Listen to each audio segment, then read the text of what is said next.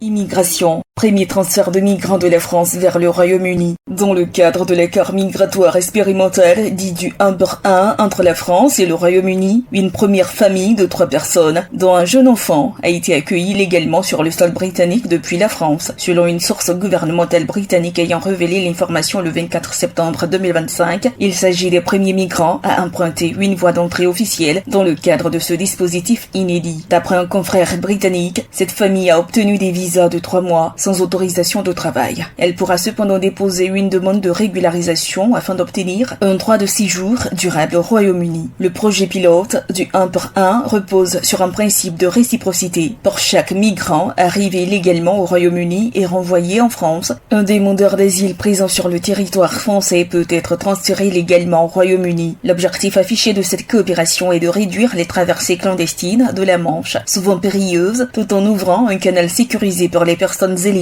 à une protection internationale. L'expérimentation, qui a débuté en septembre 2025, doit se poursuivre jusqu'en juin 2026. Côté français, 4 migrants arrivés illégalement au Royaume-Uni ont été renvoyés vers la France ces derniers jours. Un ressortissant indien a été expulsé le 18 septembre, suivi d'un Érythréen et d'un Iranien le 19, puis un Afghan le 23 septembre. Tous ont été pris en charge à leur arrivée à Paris et orientés vers des centres d'accueil. L'Office français de l'immigration et de l'intégration, OFII, chargé de leur suivi, leur propose une aide au retour volontaire. Pour ceux qui refusent cette option et qui ne relèvent pas du droit d'asile, une obligation de quitter le territoire français, OQTF, peut être prononcée. Les autorités françaises affirment examiner avec la plus grande rigueur les profils des personnes renvoyées par le Royaume-Uni. Selon Didier Léchy, directeur général de l'OFII, cette sélection repose avant tout sur des considérations sécuritaires. La France entend s'assurer que les personnes transférées ne représentent aucun risque pour la population.